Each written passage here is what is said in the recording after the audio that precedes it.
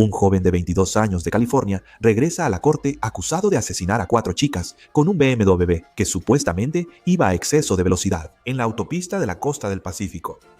Fue trágico, fue emotivo, fue devastador, pero no fue un asesinato. El hombre que ahora lo está defendiendo es un rostro familiar, el mismo abogado que defendió a Karen Reed, Alan Jackson. Y esta semana intentó que se desestimaran los 4 cargos de asesinato que enfrenta su cliente. Incluso mencionó a un asesino infame que mató a 4 personas. Estos son los mismos cargos que enfrenta Brian Kohlberger. Alan Jackson afirma que su cliente estaba huyendo cuando atropelló a 4 chicas próximas a graduarse de la universidad. Estamos en el caso presentado por Ley y Crimen. Yo soy Chris Stewart.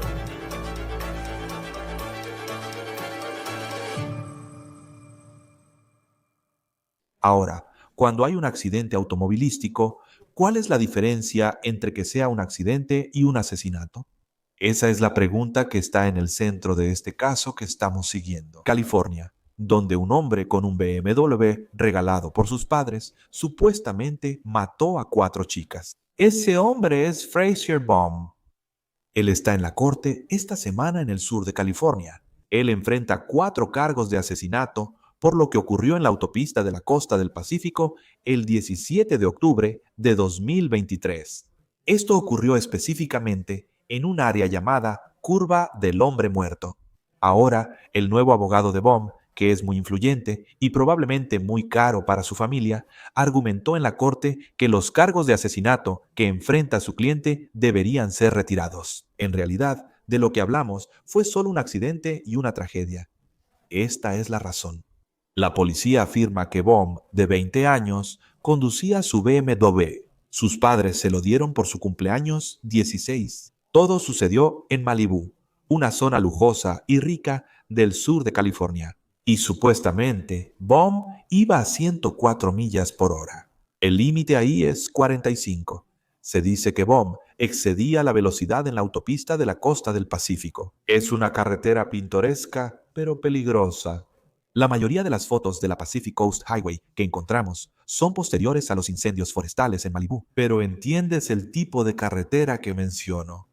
Esa noche de 2023, Frazier Baum supuestamente iba a más del doble del límite de velocidad. 4 chicas salían de un auto en el acotamiento de la Pacific Coast Highway. Sus nombres: Needham Ralston, 20, Peyton Stewart, 21, Asia Weir, 21, y Deslyn Williams, 21. Las 4 chicas eran hermanas de hermandad en la Universidad Pepperdine. Eran estudiantes de último año y en primavera se graduarían para seguir con sus vidas. La policía afirma que Baum las atropelló y murieron las 4 chicas. Ahora, esa zona de la carretera donde Baum atropelló a las chicas se llama la Curva del Hombre Muerto. Según KABC, ese tramo tiene más accidentes que cualquier otra parte de la autopista de 21 millas. Baum fue arrestado una semana después. Fiscales afirman que la muerte de las 4 chicas no fue un accidente. Estas muertes ya se consideran asesinatos. Fiscales afirman que Baum aceleró de 90 y 3 a 104 millas por hora solo 25 segundos antes de atropellar a las 3 primeras chicas, según los datos que se recuperaron del BMW y de la llamada caja negra del auto. Ahora, ellos argumentan que la aceleración es prueba de que Baum estaba conduciendo de una manera en la que este choque no fue un accidente, fue un acto de asesinato. Ahora, el abogado de Baum, Alan Jackson, en la corte esta semana argumentó que esos cargos de asesinato deberían ser retirados, diciendo que la velocidad no puede ser tratada como malicia. ¿Qué acto cometió Frazier Baum? Eso objetivamente implicaba una alta probabilidad de que resultara en la muerte. Esa es la pregunta ante el tribunal y el magistrado. ¿Qué ocurrió en la carretera de la costa del Pacífico? No podría ser más claro al respecto. Fue una colisión trágica, pero la tragedia no equivale a asesinato. Y la ley no permite que el fiscal convierta un accidente fatal en asesinato en segundo grado, simplemente llamando a la velocidad malicia, porque volvemos a ese primer postulado. La velocidad no puede ser malicia. En California, concedido que no hubo alcohol, ni drogas, ni pruebas, ni carreras, ni distracciones, ni antecedentes de conducción bajo los efectos del alcohol por parte de mi cliente, sin advertencias Watson, sin declaración de indiferencia después de los hechos, sin antecedentes penales, sin historial de manejo, sin historial de mala conducción, no se impusieron consecuencias graves por parte del gobierno en un procedimiento judicial. Nada de lo que se ha citado en los casos donde se ha confirmado la malicia implícita en California. Entonces, ¿con qué se quedan las personas? ¿Con qué se quedan? Todos esos no, uno tras otro, juez, todos esos no. Haz que dependan de una sola cosa y solo de esa cosa. Y esta es la base de todo su postulado teórico. Velocidad, eso es todo. Supuesta velocidad además. Velocidad en disputa. La pregunta de Jackson era si Bohm sabía que realmente iba tan rápido como afirma la fiscalía. Pero el juez refutó eso en la corte, cuestionando cómo Bohm no podía saber que iba mucho más rápido que el límite de velocidad. El problema con el caso de la fiscalía y la orden de detención del magistrado es que no hay pruebas. El expediente está completamente vacío de pruebas de que Fraser supiera a qué velocidad iba. Por eso mencioné esto. ¿Cómo podría alguien conducir a 100 millas por hora o 90 o cualquiera que haya sido la velocidad en ese rango y no saberlo? ¿Va súper rápido? ¿Cómo no te darías cuenta de eso? Realísticamente. Súper rápido no es lo normal. No. Pero responde mi pregunta. Si vas manejando un auto a 95 millas por hora, sabes que no vas a 40. ¿Estoy equivocado en eso? No estás equivocado en eso, pero la velocidad por sí sola no lo es. Lo entiendo. La velocidad por sí sola no es suficiente. Pero para medir el conocimiento de una persona sobre lo que está haciendo, su conciencia de ello, también tienes que usar el sentido común. Y lo siento, pero cuando vas manejando a 150 kilómetros por hora, 160 kilómetros por hora, sabes que estás manejando extremadamente rápido. ¿Tú lo sabes? Si otros autos van a 110, 120, 130 en la Pacific Coast Highway, que lo hacen todo el tiempo, sé que ahora solo estamos hablando de percepción, ¿verdad? Ahora estamos hablando de la percepción del curso. Debes proceder, que vas rápido. Estuve en esa carretera hace 2 semanas. Había autos deportivos pasándome. Yo iba a 110. Por cierto, eso excedía el límite de velocidad. No me di cuenta porque los autos a mi lado iban igual o más rápido que yo. Es un problema de percepción. No es como si él fuera a 70, 80 o 90 millas por hora, lo cual la fiscalía no puede probar en una zona de 25 millas por hora, justo al lado de una escuela. Él está en la Pacific Coast Highway. Y otros autos van igual de rápido. Sí, puede que haya ido más rápido que los autos a su lado, pero no a un grado que sea casi seguro que cause la muerte. Y ese es el punto en el que tendría que ser así. Voy a hablar sobre el testimonio ante Prelim y cuáles son los hechos subyacentes del caso. Pero solo como adelanto, toda la evidencia de los testigos civiles en el caso fue que el acusado se alejó a toda velocidad, mucho más rápido. Ni siquiera pudieron acercarse a decir que él estaba conduciendo tan rápido. ¿Sabes que él estaba a cientos de metros adelante en ese momento de la... Los testigos, ni un solo testigo en la audiencia preliminar. Míralo yendo a 100 millas por hora, ni uno solo. Los testigos estimaron que iba a unos 70 cuando se les preguntó qué tan rápido creían que iba. El motivo por el que Bohm iba tan rápido es clave en este caso, según los fiscales. Hay un hombre llamado Víctor Calandra que notó que Bohm estaba conduciendo rápido antes del accidente y supuestamente le dijo a Bohm que en realidad bajara la velocidad en un semáforo en rojo, antes de que el joven de 22 años acelerara y se estrellara poco después, según el periódico Pepperdine Graphic. Dijo Calandra. Cuando él y Bohm terminaron uno al lado del otro en un semáforo, vio que Bohm tenía su celular entre las piernas, debajo del volante, y posiblemente estaba enviando mensajes de texto. Luego, supuestamente, le dijo a Bohm, «Oye, ten cuidado, te vas a lastimar», según él. El semáforo se puso verde y Bohm aceleró. Segundos después, supuestamente, atropelló a 4 chicas, quitándoles la vida. La defensa de Bohm afirma que cualquier contacto con Calandra fue una confrontación y que Bohm tenía miedo. Huía de un caso de furia al volante antes del accidente, por eso iba tan rápido. Aquí ni siquiera hay evidencia de que Frazier tuviera la intención de conducir rápido solo por hacerlo. Todas las pruebas indican lo contrario, que él estaba reaccionando a los eventos que se desarrollaban en ese momento, incluyendo ser perseguido y ser golpeado por un vehículo joven segundos antes del impacto. Nada de eso no es malicia. En esta audiencia, la defensa de Baum pidió acceso a los datos del teléfono de Calandra, del testigo, con datos del sistema de posicionamiento global sobre ubicación y velocidad. Y también quieren ver qué comunicación tuvo Calandra con otros testigos en la escena. Baum supuestamente dijo a los investigadores, tras atropellar a las 4 chicas, que fue un accidente. Él dijo que tuvo que desviarse porque estaba tratando de evitar un auto que estaba a su lado y que había golpeado el espejo lateral del conductor.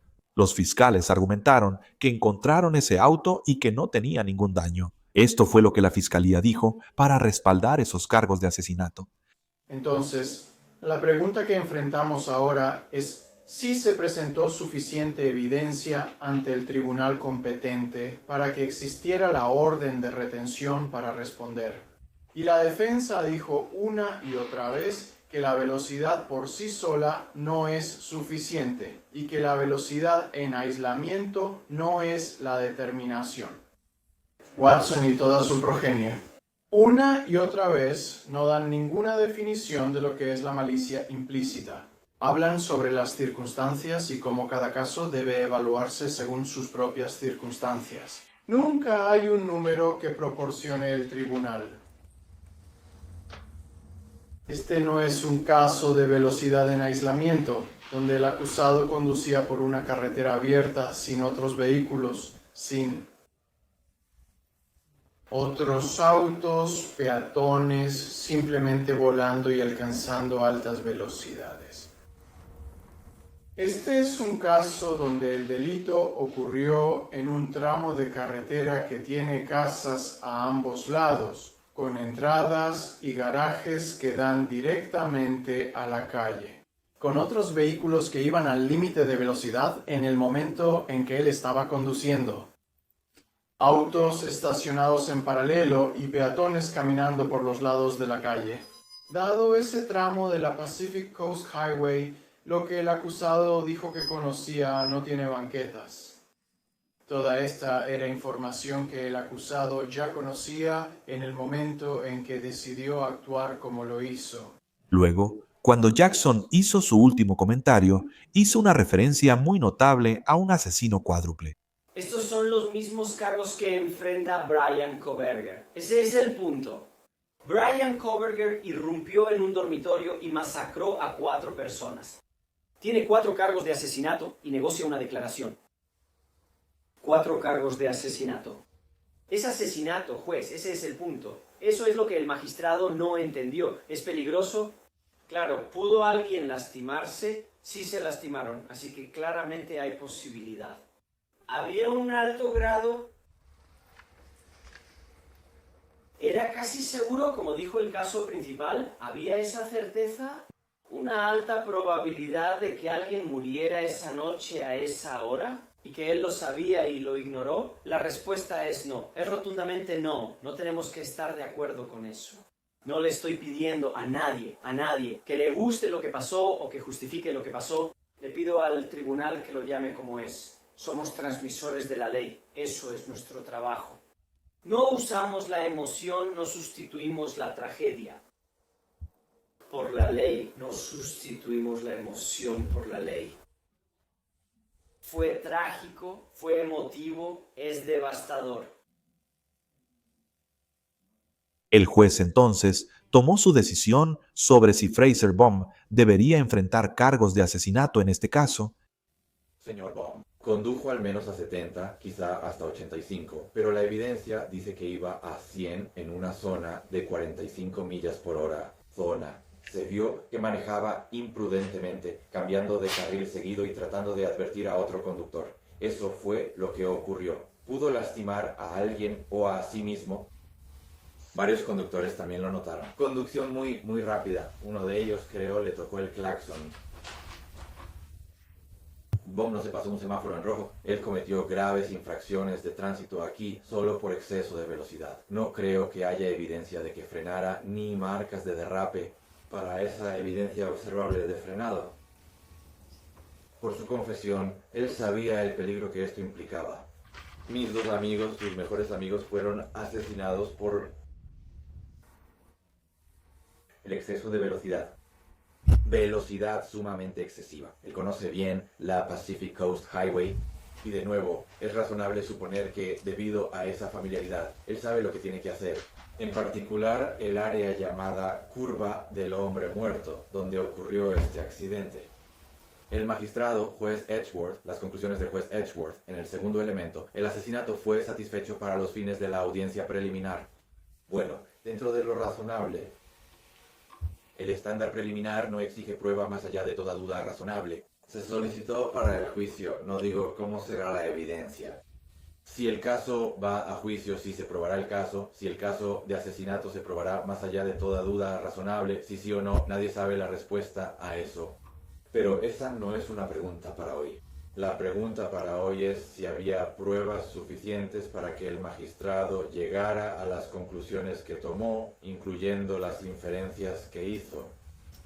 La ley que aplicó hoy, si usted cree que las conclusiones del magistrado están forzadas o bien fundamentadas por los hechos según se aplican a la ley vigente en este caso. Así que la moción es denegada respetuosamente. Ahora nos acompaña para hablar más sobre este tema, desde California, el exfiscal federal y presidente de West Coast Trial Lawyers, Nemo Romani. Siempre es un gusto tenerte en Law and Crime. Es un caso muy triste aquí con estas 4 chicas que perdieron la vida. ¿Qué opinas de que el conductor, Frazier Baum, enfrente cargos de asesinato por lo que supuestamente ocurrió en la Pacific Coast Highway? Chris, gracias por invitarme y sí, es una gran diferencia. Según la ley de California, esos cargos de asesinato en segundo grado implican una posible sentencia de 15 años a cadena perpetua en prisión estatal, donde, si la defensa hubiera tenido éxito, ya sea antes del juicio, lo cual no fue así, o durante el juicio, en lograr que se desestimaran los cargos de asesinato, el homicidio vehicular grave conlleva una sentencia máxima potencial de 10 años. Hay una gran diferencia entre ambos cargos, no me sorprende. Alan Jackson y la defensa intentaron eliminar los cargos de asesinato. Sí, hablaremos de Alan Jackson en un momento. Para quienes lo hayan olvidado, es difícil hacerlo, pero el juicio de Karen Reed. Este es el mismo tipo que ahora está tratando de ayudar a otro cliente en un caso que involucra una supuesta muerte con un vehículo. En la ley de California, puedes acusar a alguien de homicidio vehicular o existe algún otro cargo de asesinato más relacionado con vehículos. ¿Cómo comparas eso con lo que enfrenta este cliente aquí? La ley de California permite acusarte de homicidio vehicular, que puede ser delito menor o grave. Por ejemplo, te pasas una señal de alto, quizás sea un delito menor, vas texteando y conduciendo. Si estás bajo el efecto de drogas o alcohol, será un delito grave. Y como dije, la sentencia puede ser de hasta 10 años como máximo, dependiendo de algunos de los cargos más graves de homicidio vehicular. Normalmente aquí tenemos 3 rangos de sentencia, así que será un rango de 2, 4 o 6 años. Así que podrías terminar en el medio de ese rango si manejas bajo la influencia y matas a alguien, por ejemplo. Y no hay otros factores agravantes, como una conducción bajo los efectos del alcohol previa o huir de la escena de un accidente. Obviamente depende de la fiscalía. Quiero decir, aquí estamos hablando de algo bastante grave. Carreras a más de 100 millas por hora, según la fiscalía, que por supuesto, en esta etapa del caso, el juez necesita considerar toda la evidencia de la manera más favorable para la fiscalía. Bohm iba a 104 millas por hora en una zona de 45, la curva de la muerte en la Pacific Coast Highway o carretera de la costa del Pacífico. He vivido y trabajado en Los Ángeles casi toda mi vida y seguramente he manejado por ese tramo de carretera más de 100 veces y definitivamente no deberías ir ni cerca de 100 millas por hora en esa curva. ¿Qué tan crucial será para la defensa? Están tratando de argumentar que hubo algún tipo de incidente de furia al volante que involucró a su cliente y a otro hombre. Ese hombre dijo que acababa de decirle a Frazier que bajara la velocidad. Pero están argumentando en la defensa que Frazier en realidad tenía miedo y por eso iba tan rápido. ¿Qué se necesitará para hacer una defensa exitosa de este cliente, especialmente en esa parte? Bueno, la defensa va a tener que idear algo. Espero que haya una batalla entre los expertos. Sus expertos van a testificar que Fraser Baum viajaba a una velocidad significativamente menor a 100 millas por hora. Quizás 50, 60 o 70 millas por hora, pero no 100. Así que espera eso. Vimos esa batalla, los expertos relacionados con vehículos en el caso de Karen Reed. Así que espera eso. Pero también algún tipo de discusión, ¿verdad? Y de nuevo sigo volviendo al caso de Karen Reed, donde argumentaron que su novio fue asesinado por oficiales de policía en la casa. Pero si vas a ser un buen abogado defensor, y Alan Jackson es uno de los mejores, es muy respetado aquí en Los Ángeles. Obviamente hizo un trabajo sobresaliente para Karen Reed. Esencialmente no culpable, realmente culpable solo de los cargos más menores. ¿Quieres presentar al jurado una teoría alternativa del caso? No digo que esto gane el caso, pero eso hacen los buenos abogados defensores. Y van a tener que idear algo correcto. Y este es realmente el único argumento plausible que tienen, si Baum realmente iba viajando tan rápido. De nuevo, no estoy diciendo que no sea culpable, o incluso que no sea culpable de asesinato, pero esperen ese argumento en el juicio. En este caso, dado que Baum enfrenta mucho tiempo en prisión, la defensa podría arriesgarse. Cuando traes a Alan Jackson, para quienes siguieron el juicio de Karen Reed, me refiero a esa teoría alternativa.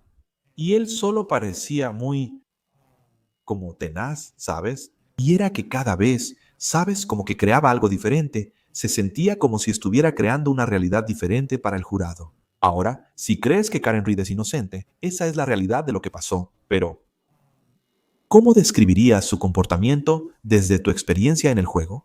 ¿Cómo caracterizarías el estilo de Alan Jackson y cómo podría influir en este caso? Alan es muy bueno y dicen que la mejor defensa es un buen ataque. Lo que le hizo a Michael Proctor al descubrir esos mensajes de texto comprometedores, destruyó a un testigo de la policía, algo que no veía desde Mark Fuhrman en el caso O.J. Simpson, quiero decir, así de malo fue, y realmente puso a la Commonwealth en el banquillo de los acusados. El Estado cometió muchos errores en la investigación y acusación. Fue un desastre. Pero, ya sabes, viendo ese caso varias veces, ¿verdad? Obviamente hubo un juicio y un nuevo juicio. Parecía que el Estado estaba siendo juzgado. No creo que él pueda hacerlo aquí. Hay 4 víctimas jóvenes y es un caso trágico. No creo que Baum sea ninguno. Karen Reed, pero si me lo hubieras preguntado hace años, hay un caso donde conoces a alguien intencionalmente o sin querer, atropelló a su novio, y su novio era un oficial de policía. Y que habría gente afuera protestando a favor del acusado, yo habría dicho que estás loco. Lo que hizo Jackson, tanto en el tribunal como fuera, fue extraordinario desde relaciones públicas. De nuevo, aquí los hechos son diferentes. Víctimas muy comprensivas. No sé si eso será suficiente, pero no creo que la defensa se rinda sin pelear. También me parece fascinante para este testigo, Víctor Calandra, quien la historia dice que él ve a Frazier Baum y en su mente estaba conduciendo de manera errática. Básicamente fue, oye, bájale la velocidad. Y luego Frazier acelera y poco después, en la Pacific Coast Highway, atropella a estos 4 estudiantes de Pepperdine. Sabes, este tipo llevaba una vida normal y probablemente, en su mente, estaba haciendo lo correcto. Si todo lo que él dice es verdad, era lo correcto. Y simplemente decirle a alguien que va a exceso de velocidad. Todos hemos visto a esos conductores antes y solo piensas, Dios, ¿no puede esa persona simplemente ir más despacio? Y si eso es lo que estaba pasando, o sea, ¿por qué está ahí, especialmente con Alan Jackson? ¿Recuerdas a Miguel Proctor y cómo lo siguió? Por este tipo que, potencialmente desde su versión de la historia, solo estaba tratando de decirle a alguien que bajara la velocidad. ¿A qué se podría enfrentar si esto va a juicio? Sí, creo que el caso irá a juicio y espero ver y escuchar un contrainterrogatorio muy agotador. Él va a ser uno de los testigos clave en el caso. Eso puede funcionar en ambos sentidos, ya hablamos del argumento de la defensa, ¿verdad?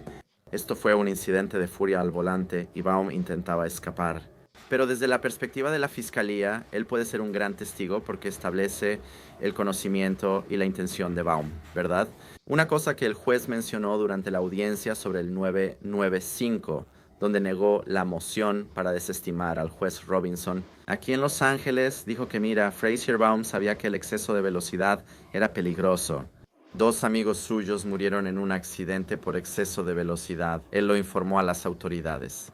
Y si tienes un testigo presencial que le dice, oye, vas demasiado rápido, esto es peligroso, vas a matar a alguien, algo por el estilo. No sé si eso fue lo que dijo el testigo, pero eso es muy útil para la fiscalía, porque eso establece ese mens rea, esa intención criminal, ese estado mental que es necesario para la malicia, el asesinato, porque ya lo hemos hablado antes. El asesinato exige intención de matar, causar lesiones graves o mostrar indiferencia hacia la vida humana. Si alguien le advierte a Baum que lo que hace es peligroso y mortal y aún así lo hace, eso basta para acusarlo de asesinato con malicia. Cuando se trata de la ubicación donde ocurrió esto, la curva del hombre muerto en la carretera de la costa del Pacífico, un tramo hermoso, hermoso de carretera, allá en la costa oeste. Pero ¿es más útil para la fiscalía o para la defensa? Por un lado, hay una zona con muchos accidentes fatales. Por eso se llama curva del hombre muerto. Es una carretera, si has estado ahí, él es de Malibú, así que deberías saberlo. Es uno de los últimos lugares donde alguien debería ir a 104 millas por hora. ¿Cómo influye la ubicación en los argumentos presentados en la corte? Puede ser de las dos formas. Yo apoyo a la fiscalía, así que creo que la beneficia. Aquí tenemos a alguien que es de la zona, que conoce el área y que debería haberlo sabido. Mejor no manejar tan rápido, especialmente en ese tramo de la Pacific Coast Highway, donde el límite es de 45 millas por hora, carretera de la costa del Pacífico. Desde la perspectiva de la defensa, estoy seguro de que lo van a tergiversar y decir, mira, esto es algo que era inherentemente peligroso, ¿verdad? Y mira, algunas de las familias de las víctimas, al parecer, han presentado demandas civiles contra Caltrans aquí, por una condición peligrosa, que ese tramo de la autopista era peligroso por sí mismo. Cualquiera pudo estar involucrado en un accidente, como argumenta la defensa. Es trágico, pero fue un accidente. No debería ser un caso penal. Los accidentes automovilísticos ocurren todo el tiempo. Así que espera que usen esa evidencia e intenten darle un giro a su favor. Desde que Alan Jackson se unió a este caso, lo cual fue hace apenas un par de meses. Quiero decir, fue bastante rápido. Después del veredicto de Karen Reed, terminó tomando a Fraser Baum como cliente. Intentó que le redujeran la fianza. No tuvo éxito. Intentó que se desestimaran los cargos de asesinato, pero tampoco lo logró. ¿Cuál es la estrategia que está siguiendo aquí? Simplemente está planteando cuestiones en la corte incluso antes de llegar al punto de un juicio. Bueno, Chris, hay 2 formas de jugar esto. Puede arriesgarse e intentar obtener un veredicto de no culpable, ¿verdad? Decir que fue un accidente o simple negligencia no basta para considerarlo homicidio vehicular por negligencia grave. No fue imprudencia criminal. Así que esa sería una opción, ¿verdad? En ese caso, su cliente quedaría libre. O podrías tomar un enfoque más cauteloso e intentar eliminar los cargos de asesinato y decir, escucha, esto no fue malicioso, no fue intencional, no era alguien que jugara a la ruleta rusa con la vida de otros. Eso es realmente en lo que piensas cuando piensas en asesinato por depravación de corazón. Y espero que él argumente bajo Watson. Un caso famoso de la Corte Suprema de California afirma solo fue exceso de velocidad en un accidente. Aunque consideren que mi cliente fue imprudente o negligente, sería homicidio culposo, no asesinato. Y adopten un enfoque más matizado o seguro. Logren que el cliente vaya a prisión estatal, pero sin arriesgarse a que el jurado lo condene por asesinato y reciba una larga condena. También veo a Fraser Baum simplemente como un cliente. Y él es alguien que encaja un poco en ese estereotipo de niño rico. Sus padres le compraron un auto. Era un BMW. Ya sabes, vive en Malibú, un código postal caro. Y además, los miembros del jurado serán de esa región, así que no es como si estuviera en un vecindario más duro con jurados. Pero al mismo tiempo, ¿cómo podría solo el perfil y el estereotipo de aquí está un chico rico que no le importaba la ley y que arrolló a 4 estudiantes universitarios? ¿Eso podría influir? ¿Y cómo lo percibe el jurado cuando entra por la puerta?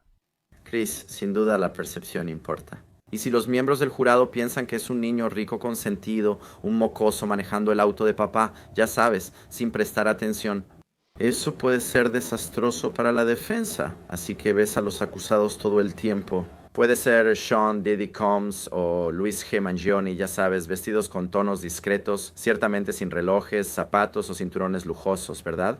Lo harán ver como alguien común, ¿verdad? Como cualquier persona.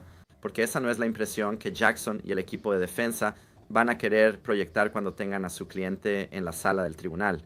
Y sabiendo que contrataron a Alan Jackson de inmediato, o sea, literalmente justo después del veredicto de Karen Reed, y en este caso, los expertos que tendrían que ser llamados para una defensa exitosa. O sea, ¿hay una idea aproximada de qué tan cara sería este tipo de defensa? O sea, claramente, si tu vida está en juego y años también, lo entiendo, sabes, en cuanto a la familia, si tienen recursos, ¿puedes decirme qué tipo de precio implica esto? Con alguien como Alan Jackson involucrado y todos los recursos que se necesitarían para una defensa como esta. Todo incluido, Chris. Alan Jackson otra vez. Es de los mejores, pero imagino que sus honorarios serán altos y un juicio no es barato. Será un juicio de 7 cifras. Eso significa millones de dólares. Potencialmente, cuando todo esté dicho y hecho, la preparación, el juicio, la apelación, todo incluido, va a ser muy caro para Fraser Baum y su familia. Y luego, si esto ya sabes, sí, y cuando esto llegue a juicio, y sé que incluso desde el lado de la fiscalía, ¿qué tan confiado estarías como fiscal? Vas, ya sabes, sí, te vas a enfrentar a Alan Jackson. Vas, ya sabes, definitivamente vas a enfrentarte a uno de los mejores. Pero solo con la evidencia que conocemos hasta este momento, los cargos que están presentando, ¿qué tan confiado estarías como fiscal al entrar a la sala del tribunal? En este caso, Chris, creo que es un caso sólido si la fiscalía lo demuestra. Iba a 104 millas por hora en la velocidad máxima, 93 millas por hora. Creo que cuando se activaron las bolsas de aire, perdió el control y mató a 4 jóvenes universitarios. Creo que es un caso sólido. Y déjame decirte algo más, he estado en Los Ángeles por mucho tiempo. Nuestro exfiscal de distrito destituido, Jorge Gascón, era visto casi universalmente como alguien blando con el crimen y por eso perdió su trabajo. Incluso él presentó este caso como un caso de asesinato. Así de contundente pensó que era la evidencia y ciertamente no era un fiscal duro como el acero. Creo que es un caso sólido y bueno. La fiscalía ganará, pero no hay que subestimar a Alan Jackson. no, veremos cómo se desarrolla esto. Nima Romani, exfiscal federal y presidente de los abogados litigantes de la costa oeste. Gracias por acompañarnos, señor. Es un gusto contar con su perspectiva en Law and Crime. Claro, Chris, gracias por invitarme. Hablamos pronto. Eso es todo en el caso por Law and Crime. Suscríbanse a YouTube y Spotify. Soy Chris Stewart. Nos vemos la próxima vez.